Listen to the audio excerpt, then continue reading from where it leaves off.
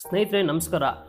ಮೊದಲನೇ ವಿಡಿಯೋದಲ್ಲಿ ನಾವು ಈ ಕರಿಗಿರಿ ಕ್ಷೇತ್ರದ ಬಗ್ಗೆ ತಿಳ್ಕೊಂಡಿದ್ದೀವಿ. ಅಂದರೆ ಕುಂಬಿ ಬೆಟ್ಟದ ಬಗ್ಗೆ, ಬೆಟ್ಟದ ಮೇಲಿನ ದೇವಸ್ಥಾನಗಳ ಬಗ್ಗೆ ತಿಳ್ಕೊಂಡಿದ್ದೀವಿ. ಇವಾಗ ನಾವು ಬೆಟ್ಟದ ಮೇಲೆ ಮುಗಿಸ್ಕೊಂಡು ಬೆಟ್ಟದ ಕೆಳಗಡೆ ಇರೋ ದೇವಸ್ಥಾನಗಳ ಬಗ್ಗೆ ತಿಳ್ಕೊಳ್ಳೋಣ. ಅದಕ್ಕಿಂತ ಮುಂಚೆ ನಾವು ಇಲ್ಲಿನ ಕೋಟೆಯ ಬಗ್ಗೆನೂ ತಿಳ್ಕೊಳ್ತಾ ಹೋಗೋಣ. ಕೋಟೆ ನೋಡಿಕೊಂಡು ಆಮೇಲೆ ಅದರ ಕೆಳಗಡೆ ಇರೋ ದೇವಸ್ಥಾನವನ್ನು ನೋಡಿಕೊಂಡು ಆಮೇಲೆ ಮುಂದಿನ ನಾವು ಜಯಮಂಗ್ಲಿ ನದಿಯ ಉಗಮ ಸ್ಥಾನ ಇವೆಲ್ಲವನ್ನು ಕೂಡ ನಾವು ನೋಡಿಕೊಂಡು ಈ ವಿಡಿಯೋದಲ್ಲಿ ಮತ್ತೆ ಇನ್ನೂ ಕೆಳಗಡೆ ಕೋಟೆ ಇದೆ, ಕೋಟೆ ಅವಶೇಷಗಳಿದೆ, ಅವೆಲ್ಲವನ್ನೂ ಕೂಡ ಈ ವಿಡಿಯೋದಲ್ಲಿ ನಾವು ನೋಡೋಣ.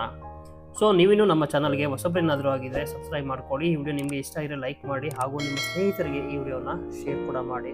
ನೀವು ಮೊದಲನೇ ವಿಡಿಯೋ ನೋಡಿಲ್ಲ ಅಂತಂದರೆ ದಯವಿಟ್ಟು ಹೋಗಿ ಮೊದಲನೇ ವಿಡಿಯೋವನ್ನು ಡಿಸ್ಕ್ರಿಪ್ಷನಲ್ಲಿ ಲಿಂಕನ್ನು ಕೊಟ್ಟಿರ್ತೀನಿ, ಆ ವಿಡಿಯೋನ ನೋಡಿ ನಂತರ ಈ ಒಂದು ವಿಡಿಯೋವನ್ನು ಕೂಡ ನೋಡಿ ಅಂತ ಹೇಳ್ತಾ ಬನ್ನಿ ವಿಡಿಯೋನ ಸ್ಟಾರ್ಟ್ ಮಾಡೋಣ.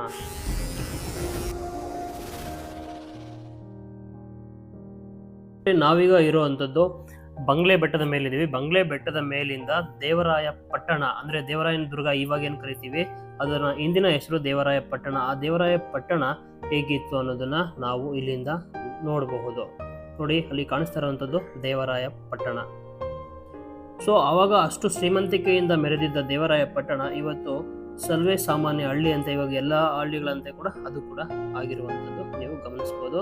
ಇಲ್ಲಿ ನೋಡಿ ಕೋಟೆ ಅವಶೇಷಗಳು, ಅಲ್ಲೊಂದು ಬುರ್ಜಿ ಕಾಣಿಸ್ತಾ ಇದೆ, ಇದೆಲ್ಲವೂ ಕೂಡ ಕೋಟೆ ಅವಶೇಷಗಳು ನೀವು ನೋಡ್ತಾ ಇರ್ಬೋದು. ಕೋಟೆ ಕೂಡ ಎಲ್ಲ ಹಳಿದು ಹೋಗಿದೆ, ಎಲ್ಲೂ ಕೂಡ ಚೆನ್ನಾಗಿ ಇಲ್ಲ ಕೋಟೆ ಎಲ್ಲ, ಅಂದರೆ ಎಲ್ಲ ಹಾಳಾಗ್ಬಿಟ್ಟಿದೆ, ಎಲ್ಲ ಬಿದೋಗಿದೆ. ಅಲ್ಲಲ್ಲಿ ನಮಗೆ ಈ ಥರ ಸಣ್ಣ ಸಣ್ಣ ಒಂದು ಅವಶೇಷಗಳು ಮಾತ್ರ ನೋಡೋಕ್ಕೆ ಸಿಗುತ್ತೆ. ಇನ್ನು ಕೆಳಗಡೆ ಬೆಟ್ಟದ ಕೆಳಗಡೆ ಹೋದಾಗ ನಮಗೆ ದೊಡ್ಡ ದೊಡ್ಡ ಬುರ್ಜುಗಳೆಲ್ಲ ನೋಡೋಕ್ಕೆ ಸಿಗುತ್ತೆ. ಬಟ್ ಬೆಟ್ಟದ ಮೇಲೆ ನಮಗೆ ಸಿಗುವಂಥದ್ದು ಕೇವಲ ಈ ಥರ ಸಣ್ಣ ಸಣ್ಣ ಒಂದು ಪಳಿಯುಳಿಕೆಗಳು ಮಾತ್ರನೇ. ಇನ್ನು ಕೆಲವೊಂದಷ್ಟು ವರ್ಷಗಳು ನಾವು ಕಳೀತಾ ಹೋದರೆ ಇವು ಕೂಡ ನಮಗೆ ಕಾಣೋಕ್ಕೆ ಸಿಗೋದೇ ಇಲ್ಲ. ಸೊ ಹಾಗಾಗಿ ಆದಷ್ಟು ಇವಾಗಲೇ ಬಂದು ಅವು ಇರೋವಾಗಲೇ ಬಂದು ನೀವು ನೋಡೋವಂಥದ್ದು ತುಂಬಾ ಒಳ್ಳೆಯದು. ನೋಡಿ, ಇಲ್ಲಿ ಕಾಣಿಸ್ತಾ ಇದೆಯಲ್ಲ, ಇವೆಲ್ಲವೂ ಕೂಡ ಕೋಟೆಯ ಒಂದು ಗೋಡೆಗಳು. ನೀವು ನೋಡ್ತಾ ಇರಲ್ಲ, ಇದು ಕೋಟೆ ಗೋಡೆ.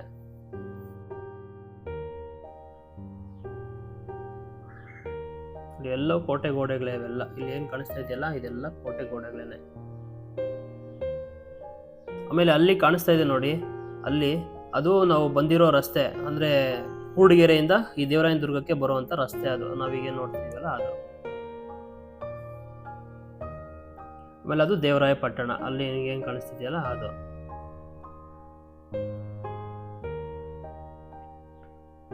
ಎತ್ತರಲ್ಲೂ ಕೂಡ ಸುತ್ತ ಕೂಡ ಬೆಟ್ಟ ಗುಡ್ಡಗಳಿಂದ ತುಂಬಿದ ಒಂದು ವನವನ್ನು ನಾವು ನೋಡಬಹುದು. ನೋಡಿ, ಇದೆಲ್ಲವೂ ಕೂಡ ಇಲ್ಲಿ ಕಾಣಿಸ್ತಾ ಇದೆಯಲ್ಲ, ಇದೆಲ್ಲವೂ ಕೂಡ ಅಷ್ಟೇನೆ ಕೋಟೆಯ ಒಂದು ಅವಶೇಷಗಳು ಅಂತ ಹೇಳ್ಬೋದು, ಇಲ್ಲ ಅಥವಾ ಗೋಡೆಗಳು, ಎಲ್ಲ ಗೋಡೆಗಳೇ. ನೋಡಿ, 13 ಸುತ್ತಿನ ಕೋಟೆ ಇದೆ ಅಂತ ಹೇಳಿದ್ನಲ್ವಾ. ಸೊ ಹಾಗಾಗಿ ಎಲ್ಲಿ ನೋಡಿದ್ರು ಕೂಡ ಈ ಥರ ಗೋಡೆಗಳು ನಮಗೆ ನೋಡೋಕ್ಕೆ ಸಿಗುತ್ತೆ. ಎಲ್ಲವೂ ಕೂಡ ಎಲ್ಲ ಬಿದ್ದೋಗಿದ್ದಾವೆ, ನೀವು ನೋಡ್ಬೋದು. ನೋಡಿ, ಇದು ಒಂದು ಗೋಡೆನೆ. ಇಲ್ಲಿ ಕೆಳಗಡೆ ಸ್ವಲ್ಪ ಕೆಳಗಡೆಗೆ ಹೋದ್ರೆ ನಮಗೆ ಒಂದು ದಾರಿ ಕೂಡ ಸಿಗುತ್ತೆ, ಬೆಟ್ಟದ ಕೆಳಗಡೆಯಿಂದ ಬೆಟ್ಟದ ಮೇಲೆ ಬರೋ ಅಂಥದಕ್ಕೆ. ಸೊ ಅಲ್ಲಿ ಕೂಡ ನಾವೀಗ ಹೋಗೋಣ. ಇವೆಲ್ಲ ಕೂಡ ಕೋಟೆ ಗೋಡೆಗಳು. ನೋಡಿ ಯಾವ ಥರ ಕಾಣಿಸುತ್ತೆ ಒಂದು ವ್ಯೂ ಅಂತೇಳಿ. ಸೊ ನೀವು ಯಾವಾಗಲೂ ಈ ದೇವರಾಯನ ದುರ್ಗಕ್ಕೆ ಬಂದಾಗ ಖಂಡಿತವಾಗ್ಲೂ ಈ ಕಡೆಗೆಲ್ಲ ಬಂದ್ಬಿಟ್ಟು ನೀವು ನೋಡಿ, ಅವಾಗ ನಿಮಗೆ ಗೊತ್ತಾಗುತ್ತೆ. ಎಲ್ಲರೂ ಕೂಡ ಸಾಮಾನ್ಯಕ್ಕೆ ಹೆಚ್ಚು ಜನ ಈ ಕಡೆ ಬರೋದೇ ಇಲ್ಲ. ಸೊ ಬಂದು ನೋಡಿದಾಗಲೇ ನಮ್ಮ ಇತಿಹಾಸವನ್ನು ನಾವು ಕಣ್ತುಂಬ್ಕೊಳ್ಳೋಕೆ ಸಾಧ್ಯ ಆಗುವಂಥದ್ದು. ಯಾಕೆಂದರೆ ಇನ್ನೊಂದಷ್ಟು ವರ್ಷಗಳು ಕಳೆದ್ರೆ ನಮ್ಗೆ ಇದು ಕೂಡ ಸಿಗೋದಿಲ್ಲ ನೋಡೋದಕ್ಕೆ. ನೋಡಿ, ಇಲ್ಲ ಅಲ್ಲೊಂದು ಕಲ್ಲು ಅಷ್ಟೇ ಬಿದ್ದಿದೆ, ಅದು ಗೊತ್ತೇ ಆಗಲ್ಲ ಅದು ಕೋಟೆ ಅಂತೇಳಿ ಗೊತ್ತೇ ಆಗಲ್ಲ. ನೋಡಿ, ಇಲ್ಲೇನು ಕಾಣಿಸ್ತಿದೆಯಲ್ಲ, ಇದು ಕೋಟೆ ಕೆಳಗಡೆಯಿಂದ ಮೇಲಿಗೆ ಬರುವಂಥ ದಾರಿ. ಆವಾಗಿನ ಕಾಲದಲ್ಲಿ ರಾಜರ ಮಹಾರಾಜರ ಕಾಲದಲ್ಲಿ ಇದ್ದಂತಹ ದಾರಿ. ಇವಾಗ ಏನು ನಾವು ಟಾರ್ ರೋಡ್ ಬರ್ತೀವಲ್ಲ, ಅದು ಬ್ರಿಟಿಷರ ಆಳ್ವಿಕೆಗೆ ಬಂದ ನಂತರ ಬ್ರಿಟಿಷರು ಈ ಒಂದು ಕೋಟೆಯನ್ನು ಅವರ ತೆಕ್ಕೆಗೆ ತೆಗೆದುಕೊಂಡ ನಂತರ ಮಾಡಿದಂತಹ ಒಂದು ರೋಡು ನಾವೀಗ ಓಡಾಡೋ ಅಂಥದ್ದು. ಅದಕ್ಕಿಂತ ಮುಂಚೆ ಇದ್ದಿದ್ದು ಇವಾಗ ನಾವೇನು ನೋಡ್ತಾ ಇದ್ದೀವಲ್ಲ, ಇದೇನೆ. ಈ ರಸ್ತೆ ಮೂಲಕನೇ ಈ ಒಂದು ದೇವರಾಯನ ದುರ್ಗ ಕೋಟೆಗೆ ಬಂದ್ಬಿಟ್ಟು ಹೋಗ್ತಾ ಇದ್ರು ಅಂತ ಹೇಳ್ತಾರೆ. ಅಲ್ಲಿ ಮೆಟ್ಲು ಕೂಡ ಇದೆ, ನೀವು ಅದನ್ನು ನೋಡಿ ತಿಳ್ಕೊಬೋದು. ಎಲ್ಲ ಕೋಟೆ ಅವಶೇಷಗಳೇ, ನೀವೇನು ನೋಡ್ತೀರ ನೋಡಿ, ಅಲ್ಲಿ ಉದ್ದಕ್ಕೂ ಕಾಣಿಸ್ತಿದೆಯಲ್ಲ, ಅದೆಲ್ಲ ಕೂಡ ಕೋಟೆ ಅವಶೇಷಗಳು ಮತ್ತು ಗೋಡೆ. ಅದೆಲ್ಲ ಎಷ್ಟು ಸುತ್ತಿನ ಗೋಡೆ ಅಂತ ಗೊತ್ತಿಲ್ಲ ಇದು, ಬಟ್ ಅಲ್ಲಿ ಇರುವಂಥದ್ದು ಗೋಡೆ ಅಂತ ಮಾತ್ರ ನಮಗೆ ಸ್ಪಷ್ಟವಾಗಿ ಗೊತ್ತಾಗುತ್ತೆ. ಅಲ್ಲಿ ಟವರ್ ಥರ ಕಾಣಿಸ್ತಿದೆಯಲ್ಲ, ಅದೇ ಬಂಗ್ಲೆ ಬೆಟ್ಟ. ಅಲ್ಲೊಂದು ಬಂಗ್ಲೆ ಕೂಡ ಇದೆ ಬ್ರಿಟಿಷರ ಕಾಲದ್ದು, ಅದಕ್ಕೆ ಈ ಒಂದು ಬೆಟ್ಟಕ್ಕೆ ಬಂಗ್ಲೆ ಬೆಟ್ಟ ಅಂತ ಕರೀತಾರೆ. ಸೊ ಹಾಗೆ ಇದೇ ದಾರಿ ಮೂಲಕ ನಾವು ಹಾದು ಹೋದರೆ ನೋಡೋಣ ಬನ್ನಿ, ಅದು ಮುಂದೆ ಏನು ಕಾಣಿಸುತ್ತೆ, ಏನು ಸಿಗುತ್ತೆ ಅಂತ. ಎಲ್ಲಿವರೆಗೂ ಹೋಗುತ್ತೋ ಹೋಗಿ ನೋಡೋಣ ಈ ದಾರಿ ಕೂಡ. ಸ್ನೇಹಿತರೆ, ಇಲ್ಲಿ ನೀವು ನೋಡ್ಬೋದು, ಇಲ್ಲೊಂದು ಮಂಟಪ ಇದೆ. ಇದು ಬಹುಶಃ ಇದು ಆಗಿನ ಕಾಲದ ಹಳೆ ಕಾಲದ ಕಲ್ಲಿನ ಮಂಟಪ ಇದು. ಅಂದರೆ ಬ್ರಿಟಿಷರ ಕಾಲದಲ್ಲಿ ಕಟ್ಟಿಸಿರುವಂಥದ್ದು ಅಂತ ನನಗನ್ಸುತ್ತೆ.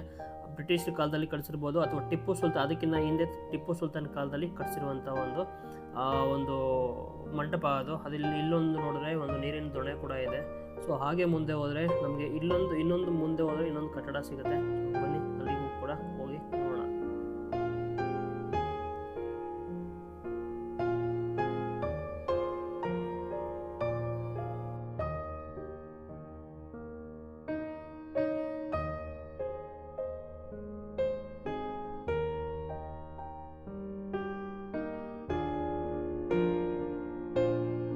ಸ್ನೇಹಿತರೆ, ಇಲ್ಲೊಂದು ನಮಗೆ ಒಂದು ಮಂಟಪ ಸಿಗುತ್ತೆ, ಒಂದು ಮನೆ ಸಿಗುತ್ತೆ.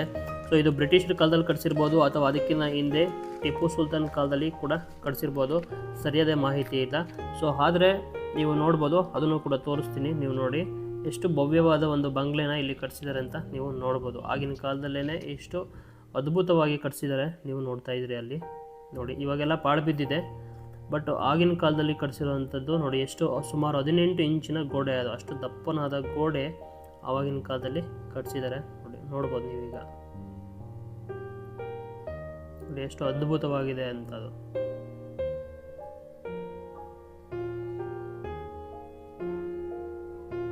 ಬಹುಶಃ ಇದನ್ನೆಲ್ಲ ನೋಡ್ತಾ ಇದ್ರೆ ನಾವು ಬ್ರಿಟಿಷರ ಕಾಲದಲ್ಲಿ ಕಟ್ಟಿಸಿರುವಂತಹ ಕೋಟೆನೆ ಅಂತ ನನಗನ್ಸುತ್ತೆ. ಯಾಕೆಂತಂದರೆ ಟಿಪ್ಪು ಸುಲ್ತಾನ್ ಕಾಲದಲ್ಲಿ ಇಟ್ಟಿಗೆಗಳ ಗಾತ್ರ ತುಂಬ ಚಿಕ್ಕದಾಗಿರ್ತಾ ಇತ್ತು.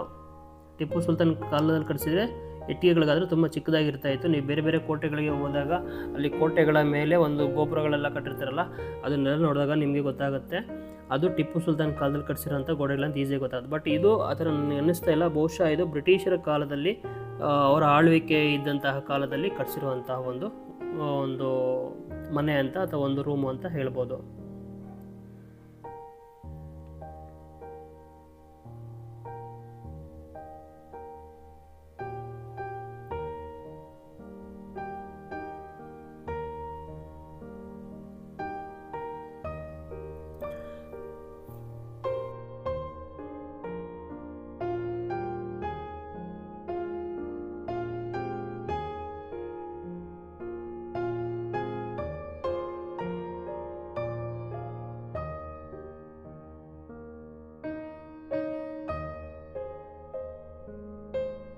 ನೋಡಿ ಯಾವ ಥರ ಇದೆ ಅಂತ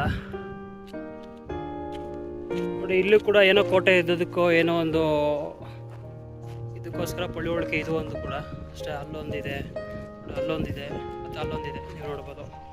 ಇವೆಲ್ಲವೂ ಕೂಡ ಕೋಟೆಯಲ್ಲಿದೆ ಅನ್ನೋದಕ್ಕೆ ಒಂದು ಪ್ರೂಫು ನೀವು ನೋಡ್ಬೋದು. ಸ್ನೇಹಿತರೆ, ನಾವು ಬಂಗ್ಲೆ ಬೆಟ್ಟನ ಅಲ್ಲಿನ ಎಲ್ಲವನ್ನು ನೋಡಿ ನಾವು ಕೆಳಗಡೆ ಹೋಗುವಾಗ ನಮಗೆ ಕಾಣಿಸತಕ್ಕಂಥ ಕುಂಬಿ ಬೆಟ್ಟದ ಒಂದು ಮನಮೋಹಕ ದೃಶ್ಯ ನೀವೀಗ ನೋಡ್ತಾ ಇದ್ದೀರಾ ಅದು. ಸೊ ನೀವು ನೋಡ್ತಾ ಇದ್ರಿ, ಅದ್ರ ಹಿಂದೆ ಕೂಡ ಎಲ್ಲ ಕೋಟೆ ಇದೆ. ಬಟ್ ಆ ಕಡೆ ನಾವು ಹೋಗೋದಕ್ಕೆ ದಾರಿ ಇಲ್ಲ, ಈ ಕಡೆಯಿಂದ ಹೋಗೋದಕ್ಕೆ ದಾರಿ ಇಲ್ಲ. ನಾವು ಹೋಗ್ಬೇಕು ಅಂತಂದರೆ ಬೇರೆ ಹಳ್ಳಿಗಳ ಕಡೆಯಿಂದ, ಆ ಕಡೆಯಿಂದ ಬೆಟ್ಟದ ಹಿಂದೆಯಿಂದ ಬಂದರೆ ನಾವು ಆ ಕೋಟೆ ಕೂಡ ಹೋಗ್ಬೋದು. ಬಟ್ ಈ ಕಡೆಯಿಂದ ಹೋಗೋದಕ್ಕೆ ದಾರಿ ಇದೆ, ಬಟ್ ಅದನ್ನೆಲ್ಲ ಮುಚ್ಚಾಕಿದ್ದಾರೆ ಇವಾಗ. ಅಲ್ಲಿ ಯಾರು ಹೋಗ್ಬಾರ್ದು ಅಂತ ಹೇಳ್ಬಿಟ್ಟು ಅದನ್ನು ನೀವು ನೋಡ್ತಾ ಇದ್ದೀರಿ. ಸೊ ಅಲ್ಲಿ ನೋಡ್ತಾ ಇರೋ ಟಾಪಲ್ಲಿ ಏನು ಕಾಣಿಸ್ತಾ ಇದ್ದಿಲ್ಲ ಅದೇ ಕುಂಬೆ ಬೆಟ್ಟ, ಮತ್ತು ಅಲ್ಲಿ ಕಾಣಿಸ್ತಕ್ಕಂಥದ್ದೇ ದೀಪಾಲಯ ಕಂಬ. ಮೊದಲನೇ ವಿಡಿಯೋದಲ್ಲಿ ನಾನು ಅದ್ರ ಬಗ್ಗೆ ಹೇಳಿದ್ದೀನಿ. ನೀವು ಮೊದಲನೇ ವಿಡಿಯೋ ನೋಡಿಲ್ಲ ಅಂತಂದರೆ ಆ ವಿಡಿಯೋನ ನೋಡ್ಕೊಂಡು ಬನ್ನಿ. ಆ ನಂತರ ಈ ವಿಡಿಯೋ ನೋಡಿದಾಗ ನಿಮಗೆ ಪೂರ್ತಿಯಾಗಿ ನಿಮಗೆ ಅರ್ಥ ಆಗುತ್ತೆ. ಸೊ ಈ ವಿಡಿಯೋ ನಿಮಗೆ ಇಷ್ಟ ಆಗಿದ್ರೆ ಲೈಕ್ ಮಾಡಿ, ಶೇರ್ ಮಾಡಿ. ನಮ್ಮ ಚಾನಲ್ಗೆ ನೀವು ಇನ್ನೂ ಸಬ್ಸ್ಕ್ರೈಬ್ ಮಾಡ್ಕೊಂಡಿಲ್ಲ ಅಂತಂದರೆ ಸಬ್ಸ್ಕ್ರೈಬ್ ಕೂಡ ಮಾಡ್ಕೊಳ್ಳಿ. ಹಾಗೆಯೇ ನಿಮ್ಮ ಸ್ನೇಹಿತರಿಗೆ ಈ ವಿಡಿಯೋಗಳನ್ನು ಶೇರ್ ಕೂಡ ಮಾಡಿ. ಹಾಗೆ ನಿಮ್ಮ ಅಕ್ಕಪಕ್ಕದಲ್ಲಿ, ನಿಮ್ಮ ಊರಿನ ಅಕ್ಕಪಕ್ಕದಲ್ಲಿ ಯಾವುದಾದ್ರೂ ಇದೇ ರೀತಿಯ ಪ್ರಸಿದ್ಧ ತಾಣಗಳು ಇದ್ದರೆ ಅಥವಾ ವಿಶೇಷವಾದ ಸ್ಥಳಗಳಿದ್ದರೆ ದಯವಿಟ್ಟು ಕಮೆಂಟ್ ಮಾಡಿ ನಮಗೆ ತಿಳಿಸಿ. ನಾವು ಮುಂದಿನ ವಿಡಿಯೋಗಳಲ್ಲಿ ಅವುಗಳನ್ನು ಕೂಡ ನಾವು ವಿಡಿಯೋವನ್ನು ಮಾಡೋದಕ್ಕೆ ಪ್ರಯತ್ನ ಪಡ್ತೀವಿ ಅಂತ ಹೇಳ್ತಾ ಬನ್ನಿ ಬೇಗ ಕೆಳಗಡೆ ಹೋಗ್ಬಿಟ್ಟು ಅಲ್ಲಿನ ಒಂದು ದೃಶ್ಯಾವಳಿಗಳನ್ನು ಕೂಡ ನಾವು ನೋಡ್ತಾ ಹೋಗೋಣ. ಹಾಗೆ ಇನ್ನೂ ಕೂಡ ಇತಿಹಾಸದ ಬಗ್ಗೆ ಹೇಳೋದಿದೆ, ಇನ್ನೂ ವ್ಯೂ ಪಾಯಿಂಟ್ಗಳನ್ನು ಕೂಡ ನಾವು ತೋರಿಸೋದಿದೆ. ಅದನ್ನೆಲ್ಲವನ್ನು ಕೂಡ ನೋಡಿಕೊಂಡು ಇನ್ನು ಕೆಳಗಡೆ ಯೋಗ ಲಕ್ಷ್ಮೀ ನರಸಿಂಹಸ್ವಾಮಿ ಇದೆ, ಭೋಗ ಲಕ್ಷ್ಮೀ ನರಸಿಂಹಸ್ವಾಮಿ ದೇವಸ್ಥಾನ ಕೂಡ ಇದೆ, ಲಕ್ಷ್ಮೀ ದೇವಸ್ಥಾನ ಇದೆ. ಅವೆಲ್ಲವನ್ನು ಕೂಡ ನೋಡೋ ಸಮಯ ನಾವೀಗ ಕೆಳಗಡೆ ಹೋಗ್ತಾ ಇದೆ, ಬೆಟ್ಟದ ಮೇಲಿಂದ ಕೆಳಗಡೆ ಹೋಗ್ತಕ್ಕಂಥ ರೋಡು. ಸೊ ಇಲ್ಲಿ ತಿರುವುಗಳು ರಸ್ತೆ ಇರೋದ್ರಿಂದ, ನಾನು ಮೊದಲನೇ ವಿಡಿಯೋದಲ್ಲೂ ಕೂಡ ನಾನು ನಿಮಗೆ ಹೇಳಿದ್ದೀನಿ, ತಿರುವುಗಳು ರಸ್ತೆ ಇರೋದ್ರಿಂದ ತುಂಬ ನಿಧಾನಕ್ಕೆ ಚಲಿಸಿ ಅಂತ ಹೇಳ್ತೀನಿ. ಅಲ್ಲಿ ಮೆಟ್ಲು ಕೂಡ ಇದೆ, ಆ ಮೆಟ್ಲು ಮುಖಾಂತರ ಕೂಡ ನೀವು ನಡ್ಕೊಂಡು ಹೋಗ್ಬೋದು. ಸೊ ನೀವು ವಾಹನಗಳಲ್ಲಿ ಹೋಗೋದಾದರೆ ನೀವು ತುಂಬ ನಿಧಾನಕ್ಕೆ ಚಲಿಸಿ ಅಂತ ಹೇಳ್ತೀನಿ. ಸೊ ಬನ್ನಿ ಬೇಗ ಕೆಳಗಡೆ ಹೋಗ್ಬಿಟ್ಟು ಲಕ್ಷ್ಮೀ ನರಸಿಂಹಸ್ವಾಮಿಯ ದೇವಸ್ಥಾನಕ್ಕೆ ಹೋಗಿ ದೇವರ ದರ್ಶನವನ್ನು ಪಡ್ಕೊಂಡು ಅನಂತರ ನಾವು ಉಳಿದ ಭಾಗಗಳಿಗೆ ಹೋಗಿ ಅಲ್ಲಿನ ಒಂದು ವಿಶೇಷವನ್ನು ಕೂಡ ತಿಳ್ಕೊಳ್ಳೋಣ. ಮತ್ತು ಈ ಒಂದು ಕೋಟೆಯ ಒಂದು ಇತಿಹಾಸವನ್ನು ಕೂಡ ನಾವು ಕೆಳಗಡೆ ಕೋಟೆಯನ್ನು ನೋಡ್ತಾ ಮಾತಾಡೋಣ. ಸೊ ಬನ್ನಿ ಬೇಗ ಕೆಳಗಡೆಗೆ ಹೋಗೋಣ.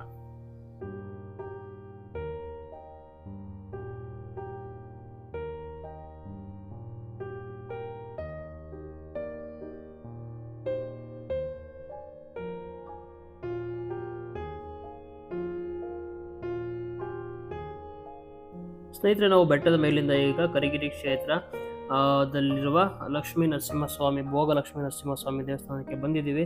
ಸೊ ಬನ್ನಿ, ಇಲ್ಲೆಲ್ಲ ಕೈ ಕಾಲುಗಳನ್ನ ತೊಳ್ಕೊಂಬಿಟ್ಟು ನಾವು ದೇವರ ದರ್ಶನಕ್ಕೆ ಹೋಗೋಣ.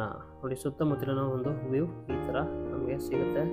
ಇಲ್ಲಿ ಕೈ ಕಾಲುಗಳನ್ನು ತೊಳ್ಕೊಂಡು ನಾವು ದೇವಸ್ಥಾನಕ್ಕೆ ಹೋಗೋಣ. ಬನ್ನಿ ಹಂಗೆ.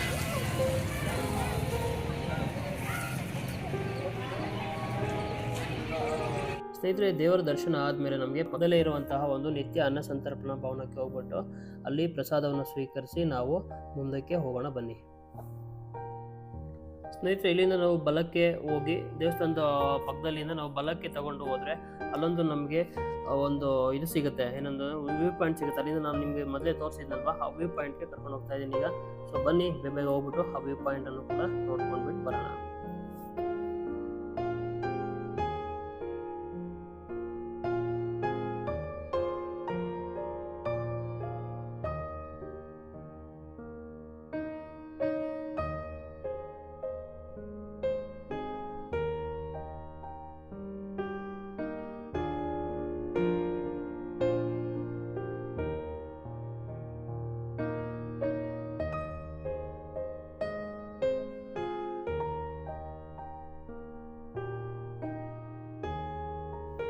ಸ್ನೇಹಿತರೆ, ನಾವು ಫೈನಲ್ ಆಗಿ ಒಂದು ವ್ಯೂ ಪಾಯಿಂಟ್ ಹತ್ರ ಬಂದಿದ್ದೀವಿ. ಸೊ ಬನ್ನಿ ಹೋಗ್ಬಿಟ್ಟು ವ್ಯೂ ಪಾಯಿಂಟನ್ನು ನೋಡ್ಕೊಂಡ್ಬಿಟ್ಟು ಬರೋಣ.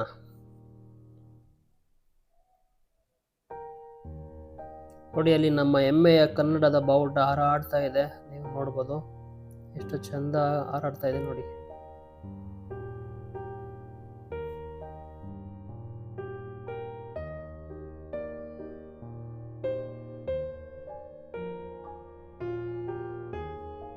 ನಾವು ಬಂದಿದ್ದೀವಿ.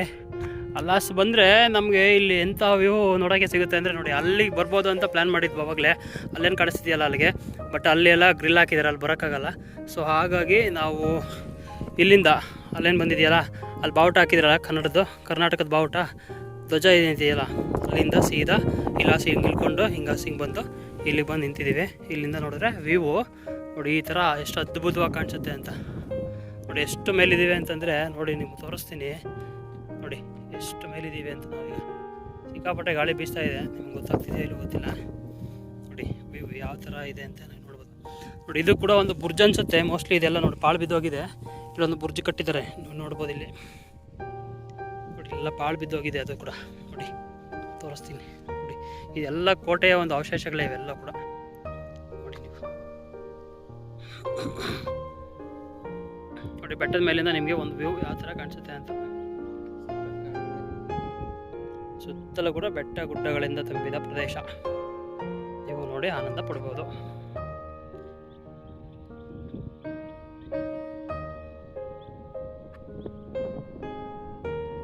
ನೋಡಿ ನೀಲಿ ನೀಲಿ ಆಕಾಶ ಎಷ್ಟು ಚೆನ್ನಾಗಿ ಕಾಣಿಸ್ತಾ ಇದೆ. ಇಲ್ಲಿಂದ ನೋಡಿ ಅಲ್ಲಿ ಕಾಣಿಸ್ತಿದೆಯಲ್ಲ, ಅದೇ ನಾವು ಬೆಳಿಗ್ಗೆ ಹೋಗಿದ್ವಲ್ಲ ಯೋಗ ನರಸಿಂಹಸ್ವಾಮಿ ದೇವಸ್ಥಾನ ಇರೋದು. ಅಲ್ಲಿ ನೋಡಿ, ಅಲ್ಲಿ ಕಾಣಿಸ್ತಿದೆ ನೋಡಿ, ಅಲ್ಲಿರೋದು ದೀಪಾಲೆ ಕಂಬ. ಅಲ್ಲಿಗೆ ಹೋಗೋಕ್ಕೂ ಇವಾಗ ನಮಗೆ ಪರ್ಮಿಷನ್ ಇಲ್ಲ, ಅಲ್ಲೆಲ್ಲ ಇದು ಮಾಡಿದ್ದಾರೆ, ಅಲ್ಲಿಗೂ ಹೋಗೋಕ್ಕಾಗಲ್ಲ.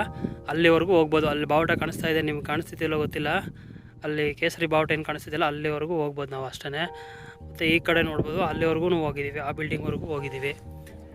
ಆ ವ್ಯೂ ಪಾಯಿಂಟಿಂದ ಬರ್ತಾ ಅಂದರೆ ಬೆಟ್ಟದ ಮೇಲಿಂದ ಬರ್ತಾ ನಾವು ಈ ದೇವಸ್ಥಾನ ಹಿಂದೆಗಡೆ ಇರುವಂಥ ಒಂದು ಕಲ್ಯಾಣಿಯನ್ನು ಕೂಡ ನೋಡಿಕೊಂಡು ನಾವು ಸೀದಾ ಇವಾಗ ಹೋಗ್ತಾ ಇರುವಂಥ ಜಾಗ ಯಾವುದು ಅಂತ ಅಂದರೆ ಜಯಮಂಗಲಿಯ ನದಿಯ ಉಗಮ ಸ್ಥಾನದ ಕಡೆಗೆ ನಮ್ಮ ಪ್ರಯಾಣ ಈಗ ಶುರುವಾಗಿದೆ. ಬನ್ನಿ ಇಲ್ಲಿಂದ ಇತಿಹಾಸದ ಪುಟಗಳನ್ನು ತೆರೆಯೋಣ, ಇಡೀ ಇತಿಹಾಸದ ಬಗ್ಗೆ ತಿಳ್ಕೋಣ.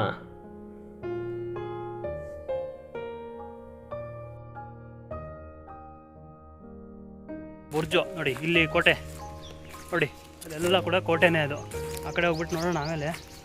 ನೋಡಿ ಇಲ್ಲಿ ಬರೆದಿದ್ದಾರೆ ನೋಡಿ,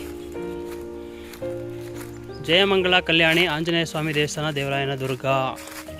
ಇವೆಲ್ಲವೂ ಕೂಡ ಕಲ್ಯಾಣಿಗೆ ಸಂಬಂಧಪಟ್ಟಂಥದ್ದು. ಈ ಕಲ್ಯಾಣಿಯಲ್ಲಿ ನೀರು ಕೂಡ ಇದೆ ನೋಡಿ, ಇದೆ ನೋಡಿ. ಇಲ್ಲೇನಿದೆಯಲ್ಲ ಇದೆ ಭೂತರಾಯ ಸ್ವಾಮಿ, ಭೂತರಾಜರು ನೋಡಿ. ನೋಡಿ ಇಲ್ಲಿ ಕಾಣಿಸ್ತಿರಲ್ಲ, ಇವರೇ ಭೂತರಾಜರು. ಬೋರ್ಡ್ ಕೂಡ ಹಾಕಿದ್ದಾರೆ, ಭೂತರಾಜರು ಅಂತ ಹಾಕಿದ್ದಾರೆ, ಶ್ರೀ ಭೂತರಾಜರು ಅಂತ ಹಾಕಿದ್ದಾರೆ. ಅವರ ಒಂದು ಸ್ಥಾಪಿಸಿರುವಂತಹ ಕಲ್ಯಾಣಿ. ಬನ್ನಿ ಉಗಮ ಸ್ಥಾನವನ್ನು ಕೂಡ ನೋಡೋಣ. ಹೀಗೆ ಹೋಗಿ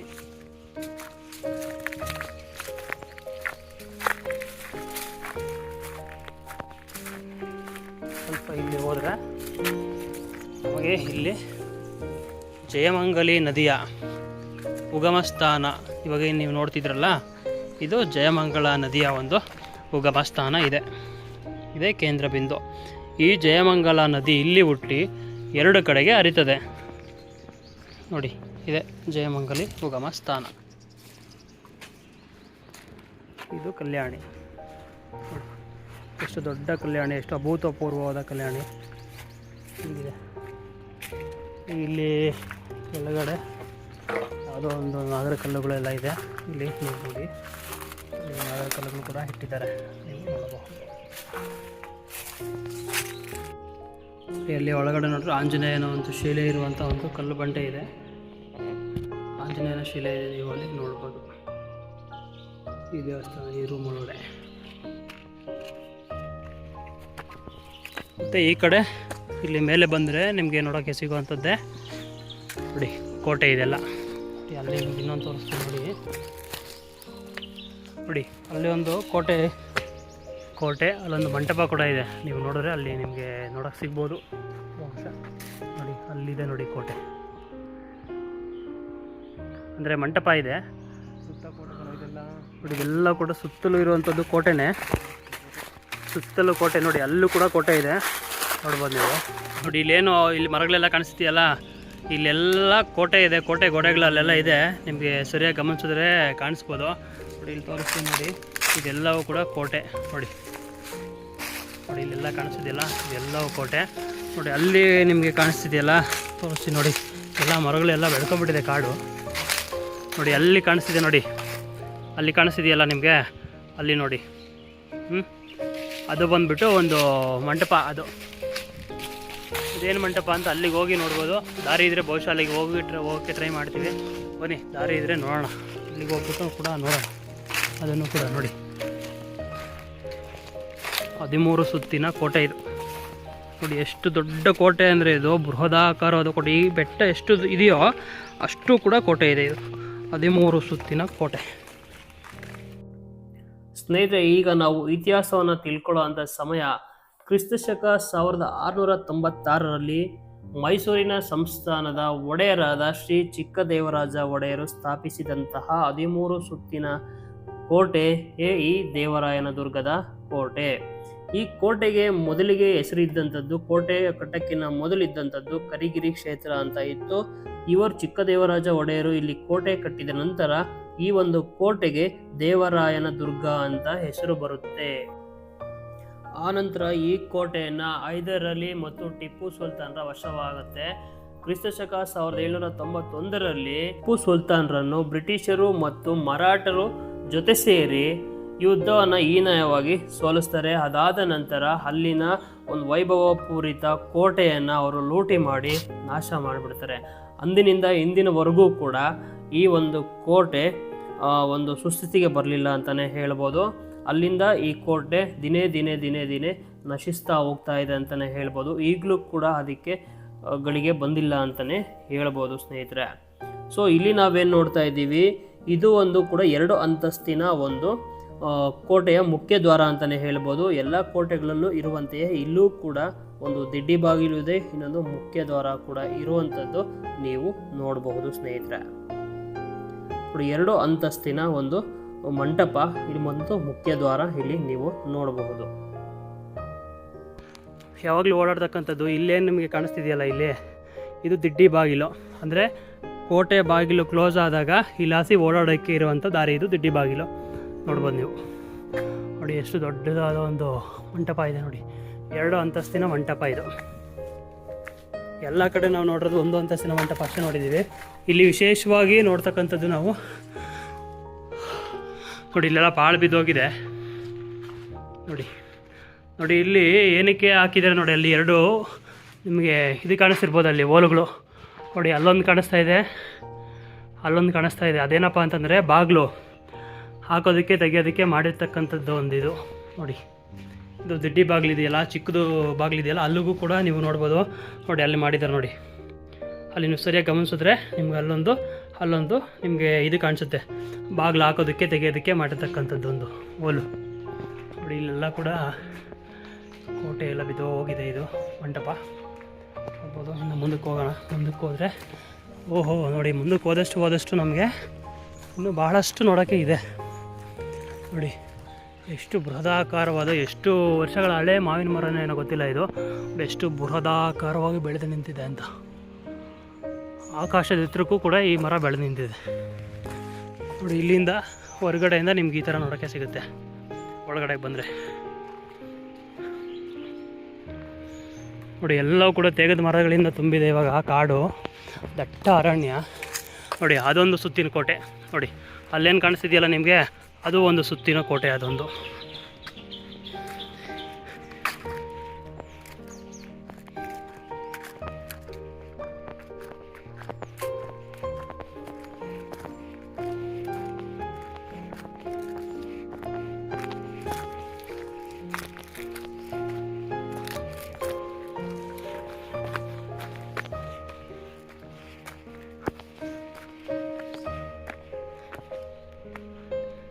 ನೋಡಿ.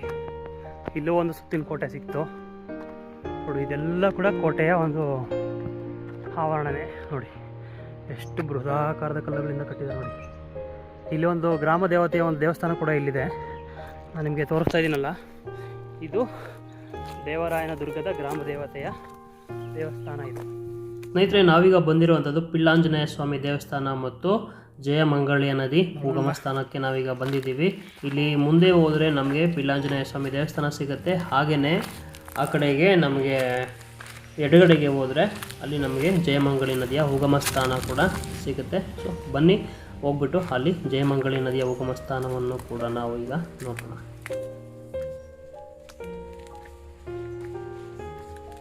ಬಾರ. ಜಯಮಂಗಳ ನೀರು ಉಗಮ ಸ್ಥಾನ. ಓ ಇಲ್ಲಿ ನೋಡಿ, ಜಯಮಂಗಳ ನದಿಯ ಉಗಮ ಸ್ಥಾನವಿದು ನೋಡಿ. ಈಗಲೂ ಕೂಡ ನೀರು ಹರಿತಾ ಇದೆ ನೋಡಿ.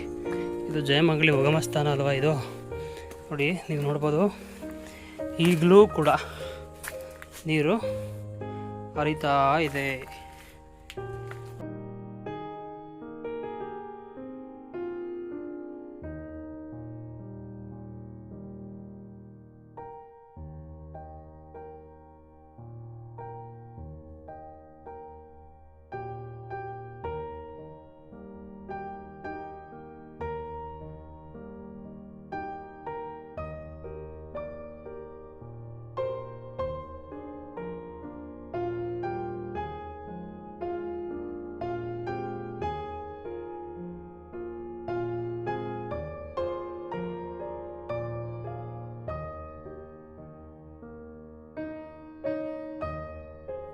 ಸ್ನೇಹಿತರೆ, ಫೈನಲ್ ಆಗಿ ನಾವು ಜಯಮಂಗಳಿ ನದಿಯ ಉಗಮ ಸ್ಥಾನವನ್ನು ನೋಡಿಕೊಂಡು ಇಲ್ಲೊಂದು ದೇವರಾಯನ ದುರ್ಗದಿಂದ ನಾವು ತುಮಕೂರಿಗೆ ಹೋಗೋ ರಸ್ತೆಯಲ್ಲಿ ನಮಗೆ ಇನ್ನೊಂದು ವ್ಯೂ ಪಾಯಿಂಟ್ ಸಿಗುತ್ತೆ. ಆ ವ್ಯೂ ಪಾಯಿಂಟನ್ನು ನೋಡಿಕೊಂಡು ನಾವು ಈ ವಿಡಿಯೋವನ್ನು ಇಲ್ಲಿಗೆ ಸ್ಟಾಪ್ ಮಾಡೋಣ.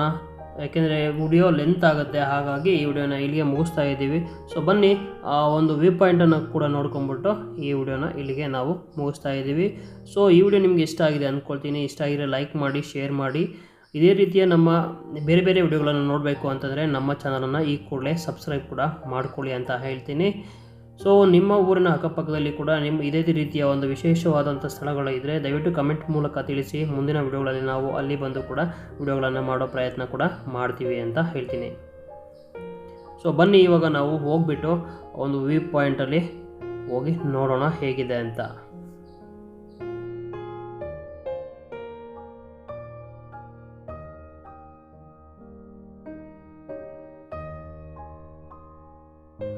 ಸ್ನೇಹಿತರೆ, ಇಲ್ಲಿಂದ ನೀವು ಎಷ್ಟು ಮನಮೋಹಕರವಾದ ದೃಶ್ಯಗಳನ್ನು ನೀವು ನೋಡ್ಬೋದು ಅಂತಂದರೆ, ಈ ಒಂದು ಅರಣ್ಯ ಪ್ರದೇಶವನ್ನು ಒಂದು ವಿಹಂಗಮ ನೋಟವೇ ನಿಮಗೆ ಇಲ್ಲಿಂದ ಕಾಣಿಸುತ್ತೆ. ಎಷ್ಟು ಅದ್ಭುತವಾಗಿದೆ ಅಂತ ನೀವು ಇಲ್ಲಿಂದ ನೋಡ್ಬೋದು. ಭಾಳ ಅದ್ಭುತವಾದಂಥ ಒಂದು ವ್ಯೂ ಪಾಯಿಂಟ್ ಅಂತಲೇ ಹೇಳ್ಬೋದು. ದಯವಿಟ್ಟು ನೀವು ದೇವರಾಯನ ದುರ್ಗಕ್ಕೆ ನೆಕ್ಸ್ಟ್ ಟೈಮ್ ಬಂದಾಗ ಈ ಒಂದು ವ್ಯೂ ಪಾಯಿಂಟ್ಗೆ ಹೋಗೋದನ್ನು ಖಂಡಿತವಾಗ್ಲೂ ಮಿಸ್ ಮಾಡಿಕೊಳ್ಳೇಬೇಡಿ ಅಂತ ಹೇಳ್ತೀನಿ.